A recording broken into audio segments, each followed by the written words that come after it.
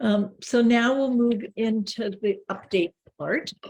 And we'll start with the affinity groups, which are groups that are loosely aligned with the, well, not loose, that they have grown out of the BPRG, but the BPRG doesn't run them. So people volunteer to run them and then put out and organize them and let the BPRG community know about them. And so we have some very active affinity groups, others that have been active or coming up back again. And so it's always fun to hear about them. So let's get started with Tunde I'm so sorry, Tunde. I was practicing your name so I could say it just right. No problem. Adian. Adian. It's really easy too. So Tunde Adian, welcome back. Tunde's been a loyal member for quite a while and a CPTR grad in 2021. And he has very kindly offered to resurrect the diversity outreach and inclusion group. So I'm going to ask Tunde to tell us what he's up to. Yeah, thank you, Anne. Yeah, so I'm Tunde Adian. I'm a doc student at Northeastern and a CPTR student for the Boston cohort in 2021. Not a grad yet, actually, because I'm not licensed, so I have to be licensed in order to get my degree. But I have completed the course requirements. So I will just share with you about the BPRG Diversity Outreach and Inclusion Group. The group was formed in 2020 with an awareness of diversity and representation disparities in the psychedelic medicine and therapy space.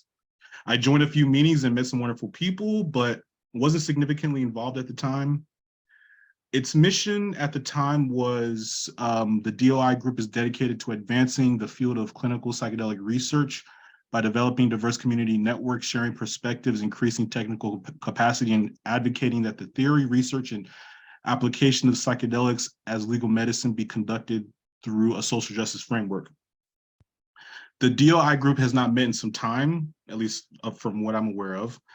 The malaise of the pandemic has been a consistent weight on us all. Some of the original leaders of the group have moved to different cities and may be pursuing other equally important endeavors. But with significant movement in psychedelic medicine clinical trials and progress in decriminalization efforts, it may be a good time again for BPRG to revisit diversity and access issues related to psychedelics and corresponding therapies. There was significant work done during the earlier iteration of the DOI group.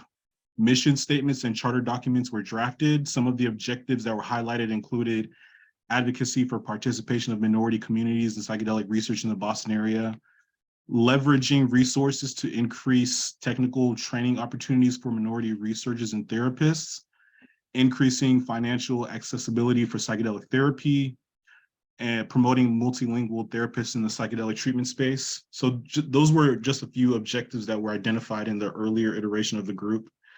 So we do have a foundation to build on.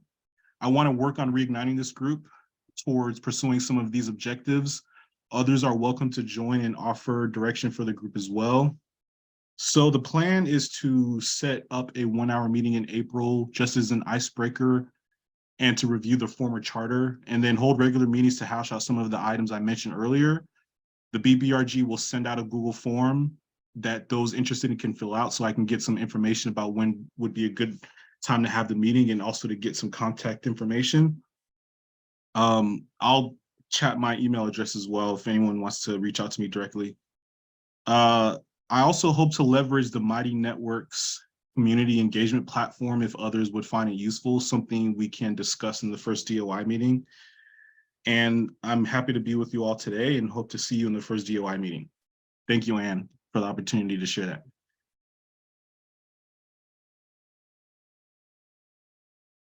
Thank you so much, Tunde. It's so great to hear that you're bringing that back. I also was part of the group, and we had a really good time when we were meeting. So I'm glad that you're going to resurrect it. Thank you. Look forward to seeing you there. So, and thank you for mentioning Mighty Networks. I think that's something we all should get to know more about. And I know that we're hoping that it will be very useful for the affinity groups. So, and we're also going to update, or we have updated the website on the affinity groups because there's been a lot of action with them. So next up, Gali Lodish, and again, I hope I'm saying your name right, the Palliative Care Affinity Group, please. Thank you, Anne. Yes, you said my name correctly. I appreciate it. I have a tough name. The Affinity Group was resurrected in January, and we've had now a meeting in January and February. Our next meeting will be, and I can put it in the chat, April the 12th at 5 p.m. Eastern time. And we meet on Zoom. We are from, I should give a little background. I'm sorry. I'm an internist who's now pivoting to end-of-life care with plant medicine, psychedelics.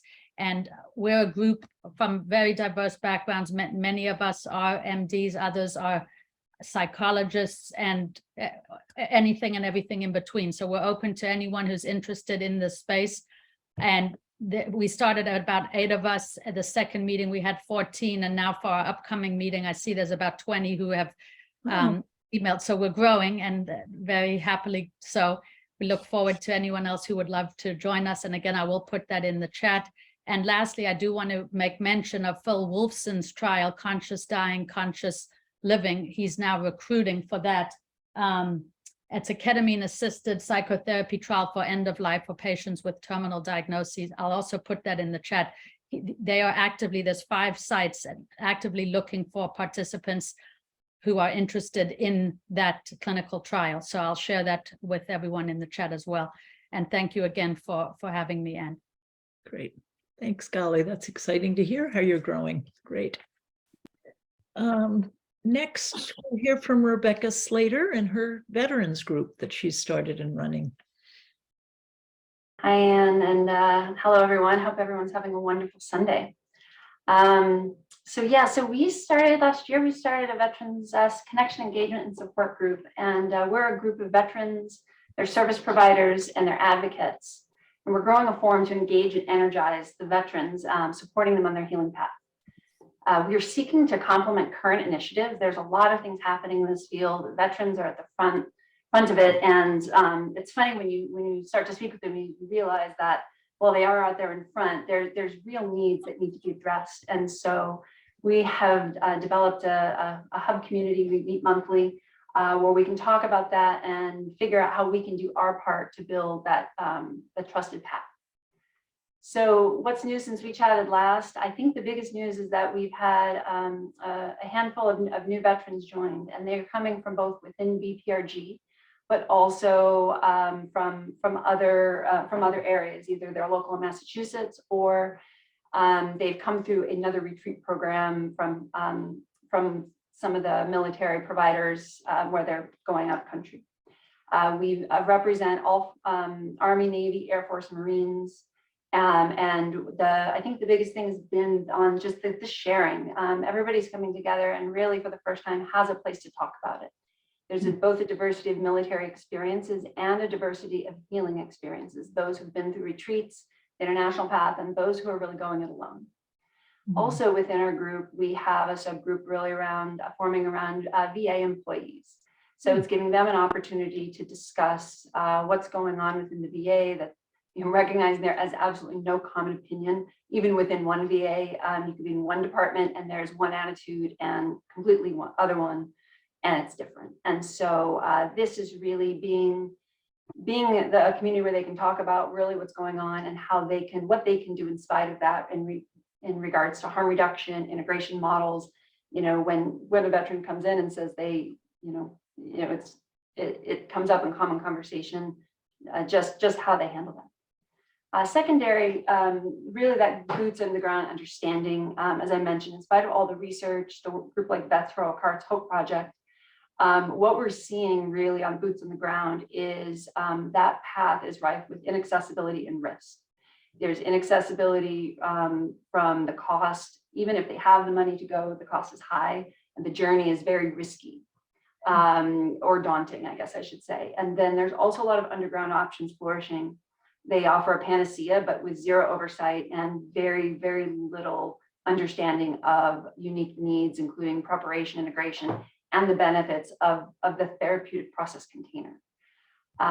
So when finally they're discussing them when they come home, it's just isolation. Even if they had, groundbreaking healing journeys and experiences. They can't talk to anybody. Nobody knows what they're going through. And so I believe they're just finding, solace in having other folks to talk to start to share their stories, feel like they're not alone, and then turning into going forward. Where we're going is, how do we go off and tell those stories? There's a desire to go share their stories, build networks within local VA communities here in Massachusetts. While we do have veterans across the country, there's a hub developing here, and they want to get out and go share their stories. So we're learning how we can leverage the network, build connections, develop their narrative, what they want to share, and be able to go out in the community and start the conversations with confidence and with the support of each other. And finally, continuing, we're looking forward to continue to distill resources. Again, there's a lot of things happening, and figuring out ways we can assess and evaluate what's coming so it's safe and they can build that trusted path. And that's ultimately the goal, that this group is a community hub that supports a trusted path for these veterans towards healing, and to accelerate that healing process.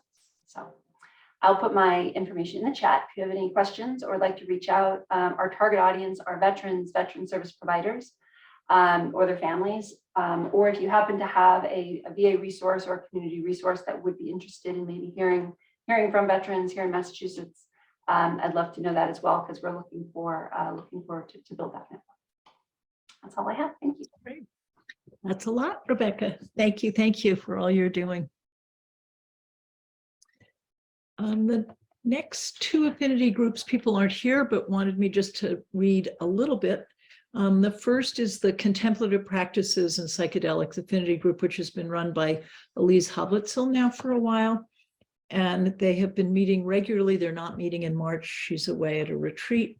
And she has scheduled another meeting Saturday, April 22nd at 10:30. And it's going to be an experiential session with Dunja Moeller, who's a medical anthropologist trained in cathartic breathwork among many other disciplines. She offered a similar session last year, and it was very well received and deeply appreciated by the group, so they asked to bring her back. We'll have all the details when we send out our follow-up mailing within the next 2 weeks. And may I say something else about the contemplative? Please, Ron. From the contemplative group. I'm sorry that this was not put on the agenda, and it's still in formation, which is why. But for people who have who have been involved in contemplative practices, in where that has been important to them in some way, and also have been involved in psychedelic exploration. There's an event happening in May that I just want to bring your attention to. It's being called Dharma K. So it's a Buddhist flavored exploration at Menla, who's Robert Thurman, the Buddhist Scholars Retreat Center in the Catskills in New York. And it's not a training per se. It's a gathering of people with significant experience in both of these areas who'd like to explore them together. So it's basically going to be ketamine-assisted contemplative practices, doing various forms of meditation practices together, integrated with various dosings of ketamine. I will put it in the chat, a link to it, but if you look for, it's under the auspices of the Ketamine Training Center, which is Phil Wolfson's organization. And I will just put, I didn't prepare this, but it's coming in one moment. I'll put the link to them, and just scroll down to Dharma K, and you will get the information. It's going to be by application, because I think we're going to have more people interested. So that's the organization, and then it's scrolled down to Dharma K. This is an outgrowth of some of us who are in the contemplative practices group, having done some experimentation with psychedelic assisted contemplative practice, and this is an extension of that in a above ground legal medically supervised context. Well, sounds great, Ron. And perhaps you can send me an email with all that information so we can include it in our next mailing. That'd be great. Sure, I'll do that. Thank you, thank you. And then the last affinity group today, anyways, Matt Stella is running the BPRG North Shore affinity group, which is the North Shore of Boston. And he wants anyone who's interested in psychedelic assisted therapy to feel comfortable joining. He has an email listserv, which is active for networking, discussion of questions, and mutual support. And they will be hosting an in-person gathering, they hope, in the spring or summer. They haven't figured that out yet. And if you're interested in joining the North Shore list, Matt Stella is the one, and that will be again in our mailing. I'll try and get it in the chat, but I can't promise I can do that. I can't juggle that many things, sorry. So a few more updates. Bhavya Rajana, please, from Sapiens. Thank you, Anne. So I'd like to actually take a couple of minutes and talk about our recent BIPOC CAP workshop that we held for BIPOC clinicians. This was the first group we led, myself and Sang Lim Shin, who's actually not here because she had to attend another meeting. We had 3 participants from all corners of the world. The space was really beautiful and very safe, and it was very special to us to create that opening. And we saw a few themes emerge that were very culturally specific and specific to the sensitivities of BIPOC. And a lot of themes also emerged about inclusion and about equity and equanimity in the psychedelic space. And after that, we were so inspired that we want to continue to develop this program and continue to offer these workshops not only to BIPOC clinicians, but also at some point in the future, open up to the BIPOC community as well. Our next BIPOC workshop is going to be on June 5th. And I'll put the website link in the chat, and you're welcome to check it out. Our next offering I wanted to talk about was we are getting ready for our next therapist residential training program for CAP. We integrate ketamine with internal family systems framework, which we have found to be very helpful in creating the language around the medicine experience and the phenomenology of the experience. And we've seen really good outcomes when we provide that language and that structure to the session. So we've been doing this retreat. We held a couple of them last year. We're hosting our next one in Southern Vermont. It's a week-long residential training program, and I'll post the details of that as well in the chat. So thank you for giving me this opportunity to talk about it. Thanks, Anne. Thank you, for Bhavya, to you for all that you're doing. And this, I'll put a plug in here. We'll do it probably again, and we do it in all our mailings. We're raising money, as we have the last 2 years. This is our 3rd year to raise money to support scholarships for the CPTR students, and we support the BIPOC students, LGBTQ students, and also students who are serving underserved populations. And this year, what we've decided is to split the money in half. So half will go to the tuition for the CPTR program, and half we want to support those same people to do CAP training, because that's really all clinicians can do right now, unless they're involved in a research project. So we've just started conversations with Bhavya to see how we can do that together. So I hope that will stimulate you to think about giving our scholarship program some money. We've got a GoFundMe up and running that Sherry is running, and really anything you can give would be terrific. Our goal, we've given in the past 40,000. We right now we haven't made 35 yet. We would really like to get up to 40 if we could. Any amount is appreciated. And the amount that is for the CPTR scholarships gets matched by CIS, and we're working with Bhavya to try, here's Sherry, thank you. We're working with Bhavya to figure out how we can most efficiently use the money funds that we raise to support training these communities with Bhavya's help for CAP. So thank you. Thank you. So Ron Niss, give us an update, please, on Sunstone. Happy to. Sunstone Therapies, for those who aren't familiar with Sunstone, I'll just give a little bit of background and then bring people up to date on more current activities. But Sunstone was formed a couple of years ago, and the initial mission was to treat the emotional trauma suffered by cancer patients using a group treatment model, which was unique. Instead of two therapists and a patient, in the initial studies, there was a group of patients who would meet together initially, and then for their treatment, each of them would have one therapist, and they were overseen by a lead therapist who was monitoring each individual session, through an AV system. But as the company has evolved, so has that mission. And it is now not focused specifically on treating cancer patients. And it's also conducting studies with models other than the group treatment model. The company is still based at the Bill Richards Center for Healing. Bill is the lead therapist for Sunstone. And that facility is inside of a cancer center. But I think it's significant just to note that that the model, the mission is evolving and expanding.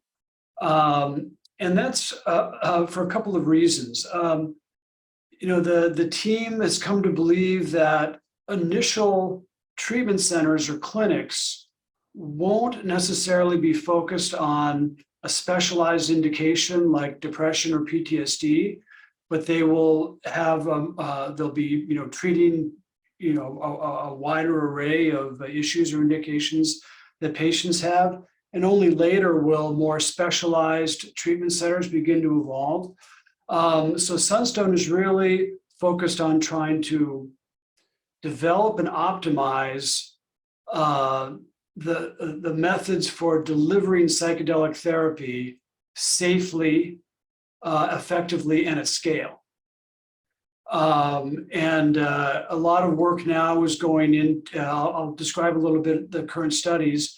A lot of work is going into building the systems and the infrastructure that will allow the company to expand with additional treatment centers over time. But first, putting in place the infrastructures is where the company is now. Sunstone now actually has a 20-person team.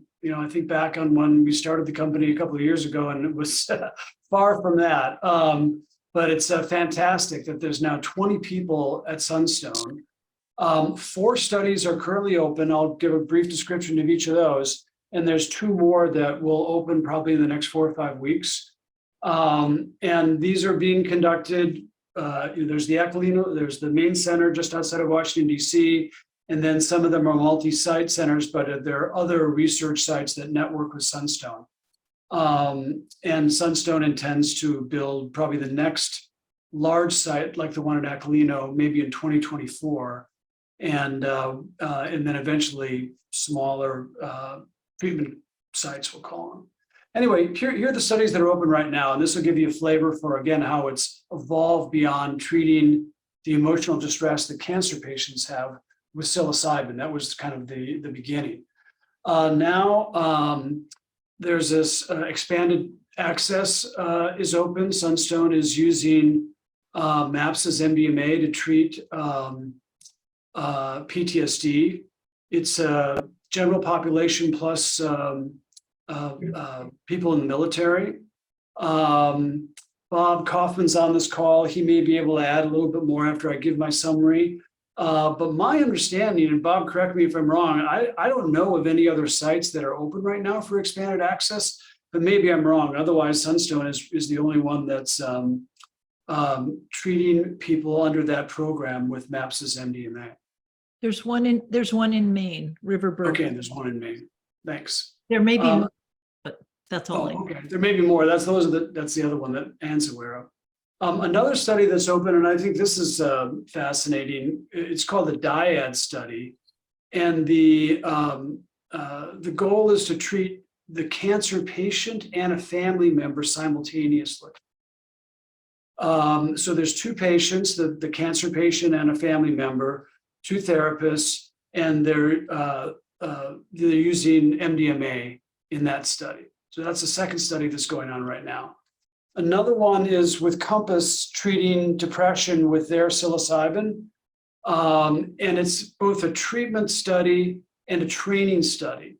So Compass is sending to Sunstone therapists who sit with Bill Richards or another Sunstone therapist during the treatment sessions in order to be trained so that they can treat more patients as Compass develops its own medicine and moves towards regulatory approval. And then this next one is quite fascinating. So you see already they're using MDMA, psilocybin, and now there's also open a study with LSD. And that's MindMed's LSD. And the study is treating people with a general anxiety disorder. And they're using 4 different doses. The highest is 200 micrograms. And the idea or the goal is to test at different doses, 200, 100, and I'm not sure exactly what the lower doses are, to try to understand what is the lowest dose that will effectively treat the general anxiety for that patient. And then there's a couple other studies that should open in the next month or so. Another one is with psilocybin in cancer patients, but this is with Usona. And this is in the traditional Sunstone group format that I mentioned before. And then there is a study also to start in another month or so. This is an open label study, also with Compass, using psilocybin to treat PTSD. And what I think is really fascinating there is that it will allow for, at some point, a comparison between treating patients with MDMA who have PTSD versus this study, which is using psilocybin, and trying to understand the difference of the two medicines in terms of safety and efficacy. So that gives you a flavor for the studies. There's a lot going on, obviously, right? 20-person team, 4 studies open, 2 more about to open, 1 main research center, targeting 2 new ones, with the first of those hopefully to get launched in 2024. Another thing I just want to kind of share with you, because I think a lot of us who are, aware of the way different organizations are, what's the word? They're being formed and they're trying to find a business model. They may be not for profit, they may be for profit. I don't know that anybody has quite yet figured out exactly how they're going to build a financially, sustainable company other than those that are trying to patent a molecule, in kind of the traditional pharma model. Sunstone is earning revenue right now from the trials. It also gets grants and it has raised investor capital. So that's how it's keeping the lights on and paying the bills right now. The concept, and there will be another round of investment capital raised this summer. So if you have any interest, you can find me on the BPRG website rather than typing my email address in here. But the company will be raising more capital. And I was the CFO when we founded this thing. That's why I can say a little bit about that part of it. But for Sunstone, as they look at sort of how this becomes a sustainable business over time, when MAPS's MDMA becomes legalized, hopefully within the next year or so, Sunstone will be able to treat patients, with that MDMA. And Sherry can probably update people on sort of how, Athena's insurance model is developing. But if nothing else, there's a private pay market that would generate revenue for Sunstone to continue to pay its payroll and finance operations and ongoing development, as well as continuing to raise subsequent rounds of investor capital. And then there's another side to Sunstone, the grants and so on, that is literally sort of there's a not-for-profit. And so they see that can be operated really more on a break-even basis so that patients who aren't necessarily able to cash pay or until insurance is available, this nonprofit arm can be treating patients as well. So Sunstone continues to explore, what this long-term sustainable business model is, but it sees a clear path, and it'll continue to raise capital until it's able to generate enough revenue from MAPS MDMA to start treating patients. And then Usona and Compass hopefully will get their psilocybin molecules approved. The main focus again right now is getting the procedures and the infrastructure in place so that as the other sites are added, everything is networked, and these protocols that are being developed can be applied in a controlled manner so that there's a consistent method of delivery for both safety and efficacy purposes. So anyway, sorry I went on a little bit there, but I don't know, I think this is the coolest company. I mean, the people running it have dedicated themselves to this. They've left their medical practices to lead this company. And I couldn't be more thrilled at the progress that's been made in the last 2 years. And I can only imagine, if we talk about this 2 more years from now, just where Sunstone will be. So thanks for letting me give you the update. Thank you, Ron, and your enthusiasm is contagious. Thank you. There you go. Spread the word. Yes, thanks. Well, I have an update here that I'd like to read that's from Lorianne Cibolo from the Mass General Center for the Neuroscience of Psychedelics. Lorianne is the program manager and had hoped to be here, but just couldn't.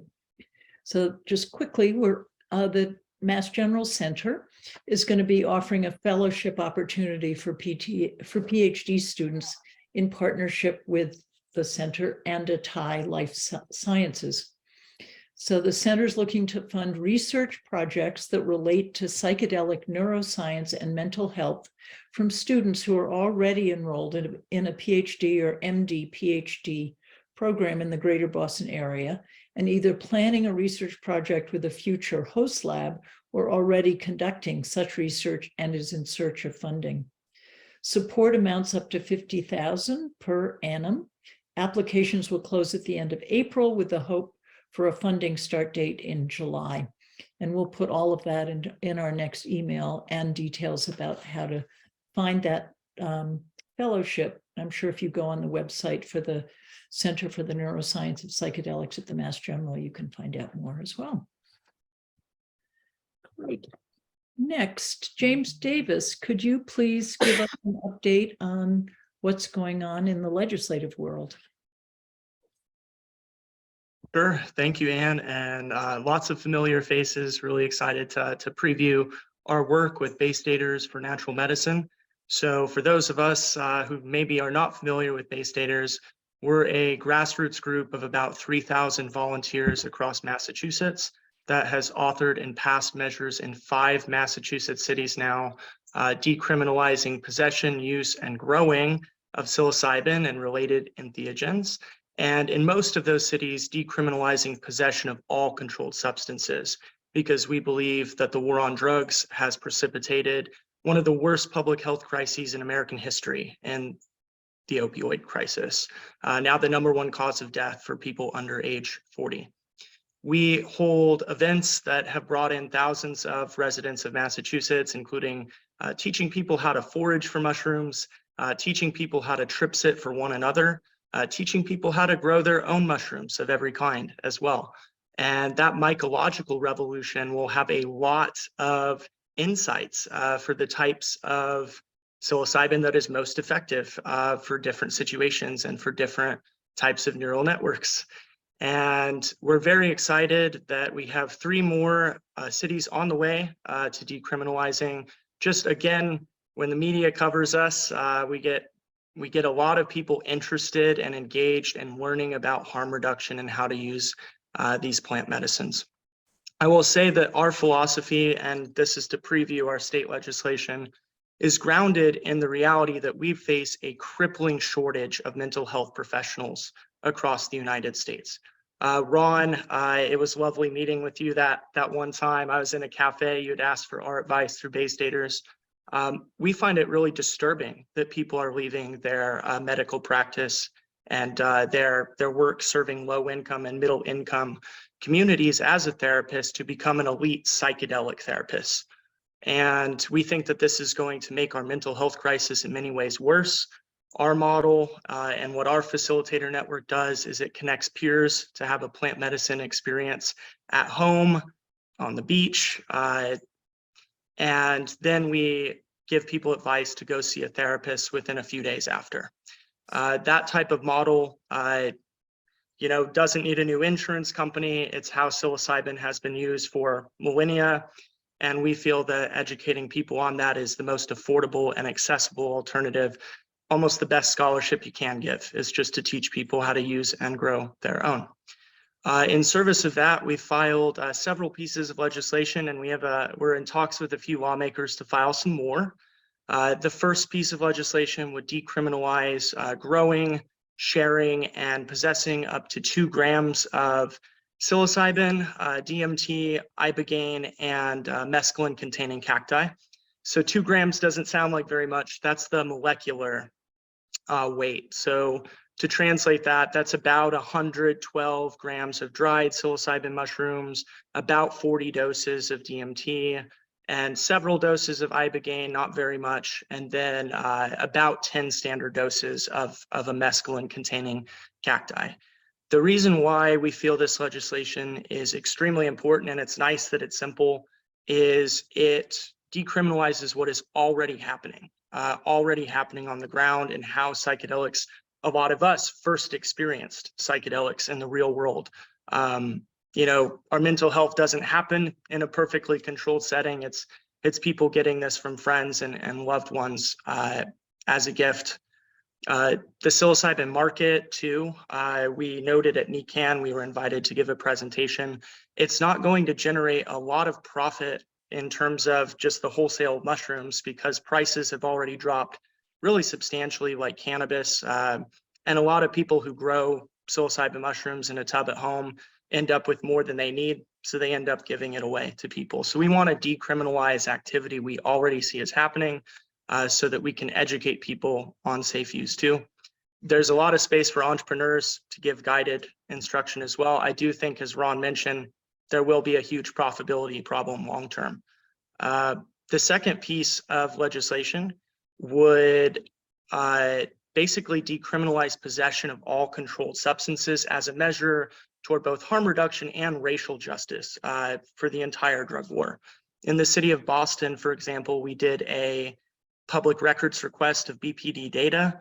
It found a 2-to-1 racial disparity in who is arrested for, you name it, in terms of drug possession. So if you're living in a brownstone on Beacon Hill, your likelihood of getting arrested for the cocaine that's being used there is far lower than if you're living in Roxbury, Mattapan, or Dorchester, where you can be pulled over. People don't know their rights. They allow police to search their vehicles.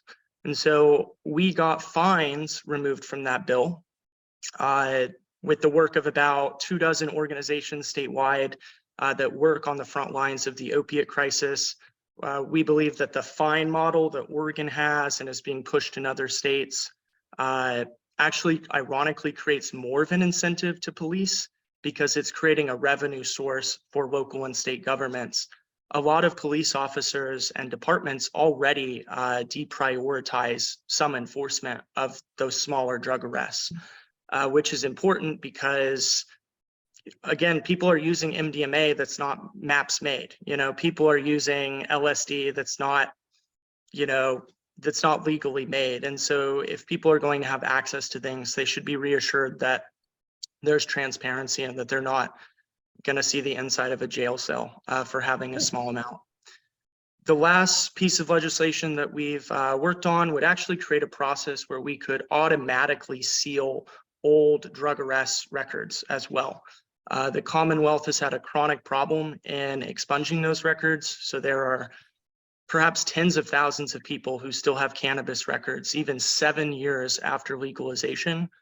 We're on the side of making sure that data is digitized. So we've worked with several state reps to eventually digitize that data and automatically seal those old records so that people can access jobs, access housing. And I'll just say too, the average American is living paycheck to paycheck, regardless of their ethnic background. The average American has less than $500 for an emergency expense. And we are really excited to educate as many people about the safe use of psilocybin and these other therapies, while also creating an environment that's innovative. This might ruffle a few feathers, which isn't my intention, I promise. But if MAPS does get that FDA approval, they estimate, at least the most recent estimate I've seen, would be about $15,000 as its price tag. That FDA approval, to my knowledge, would give them 6 to 10 years of exclusive rights to sell that version of therapy. That's in the New York Times. And I feel like that's not good for innovation either. So we're working with some lawmakers around putting price ceilings on how much they can charge for that type of therapy. Honestly, just to raise awareness that it's not the silver bullet that was promised for the mental health crisis, because it will serve less than 1% of Americans, even with insurance. Insurance deductibles are anywhere between $3,000 to $8,000, depending on the person. 30 million Americans, that's 1 in 10, do not have health insurance at all. So we just feel that education and this grassroots model is kind of just taken off. It's almost an organism that we don't necessarily control anymore. We have partner groups that are launching with similar values. New England Veterans for Plant Medicine is one of them, I know. And I apologize for them kind of spamming you. But yeah, we just believe that people should be able to grow their own, and that innovation model, not just having one company control the rollout of MDMA, letting people break away from that company to start their own innovation around group therapies, or like you said, Ron, that brilliant idea to like make this a family process instead of just for individual cancer patients.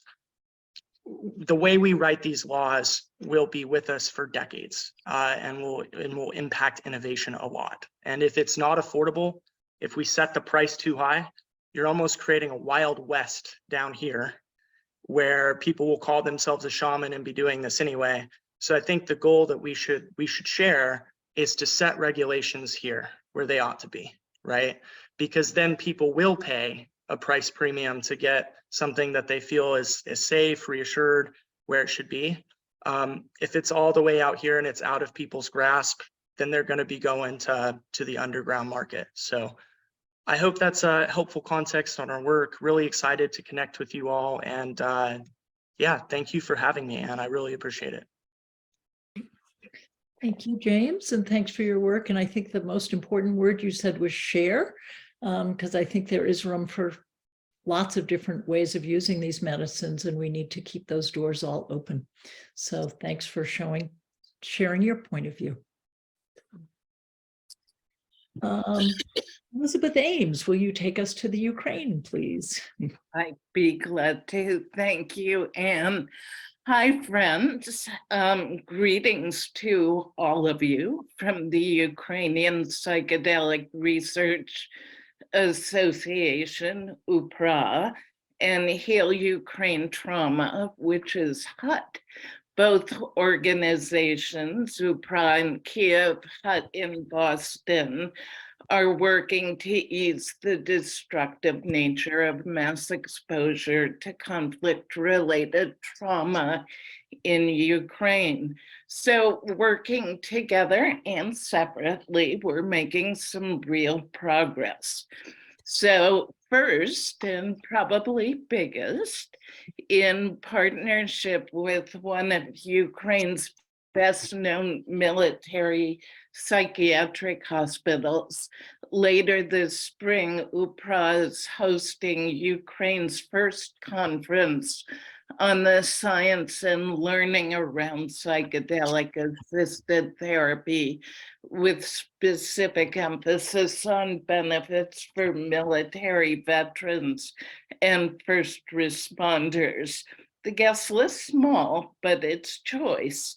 And this is UPRA's coming out event, with psychedelics beginning to find its new place in an important expanding public dialogue about mental health and its therapeutics. HUT is proudly sponsoring the event, and I hope to be there in person. UPRA and HUT, second, are partnering to develop, pilot, and apply a group therapy training model for psychedelic assisted therapy over the next 2 years, utilizing legal ketamine for the experience. The group therapy model is not well known in Ukraine, and it's going to be key to scaling applications when therapeutic use of psychedelics is approved, which we believe will be related to FDA approval.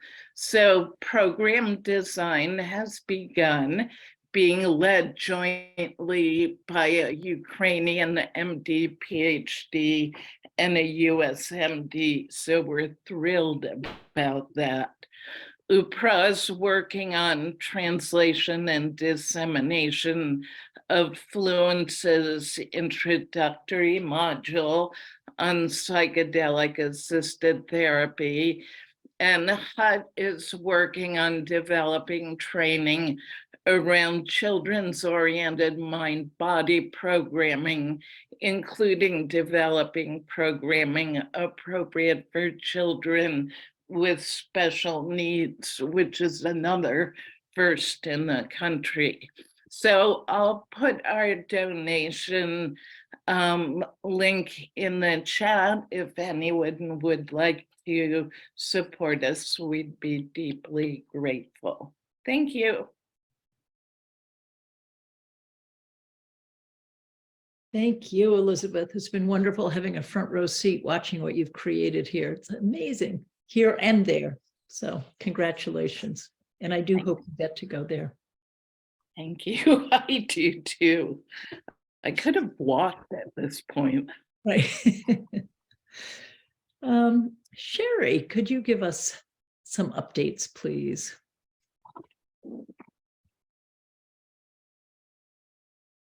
Yes, gladly. So I have a few updates. One with regards to Mighty Networks and specifically affinity groups.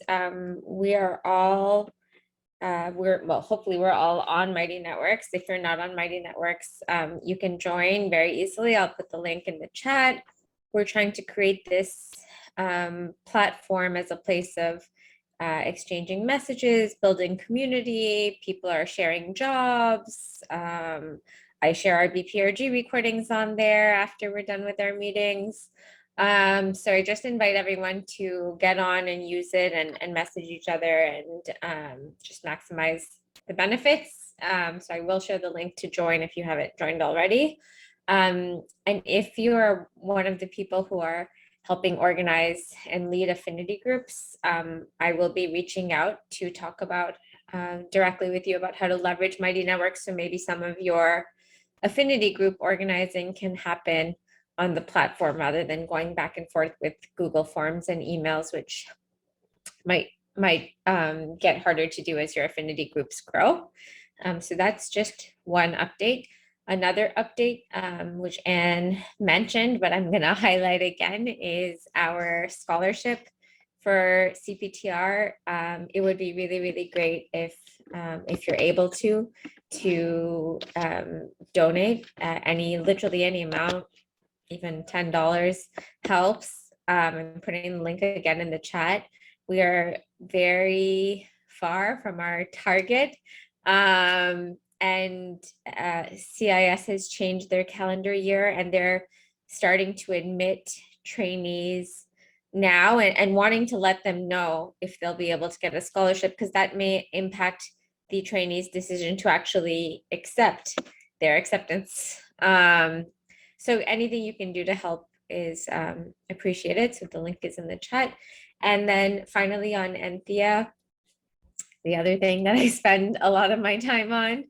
For those who don't know, Enthea is a company that is creating psychedelic healthcare as a workplace benefit. So we are working with companies to offer benefit plans to channel employer funding so that people don't have to pay out of pocket for psychedelic therapy. And right now that means ketamine assisted therapy. And things are going really well. We've received more funding than we could have ever expected, $3.3 million in funding so far, which is great. And the team is growing. And I guess my one ask for the BPRG community is if you know any providers that want to be in our network, I'm going to put a link in the chat to our provider interest form, or if you yourself on this meeting are a provider of ketamine assisted therapy and want to join the network, please fill out the form and then someone will reach out from my team to talk to you more about it. But really, we're now talking to a few Fortune 100 companies that have employees nationwide, and it would totally change the ecosystem if we can say we're working with these Fortune 100 companies and they're offering ketamine assisted therapy to their employees, but we can't do that until we have a network to serve those employees. So having providers in network really helps. And specifically where we really need providers, if you know anyone in the Bay Area, coincidentally also Massachusetts, which people here might be able to help, Colorado and Oregon, those are the places where we're really in need of providers. And yeah, those are my updates. Terrific. Thank you, Sherry. I'm looking at the time and we have our wonderful guest, Maria, on with us, but I think we need a break, those of us who've been on for almost 2 hours. So we will take a break now and try and come back so we can start promptly at 2. So I have 1:52, aim to be here at 1:58, maybe, and then we'll get started. And thank you, Maria, for being here early. So look forward to seeing you back in a few minutes. Thanks, everyone.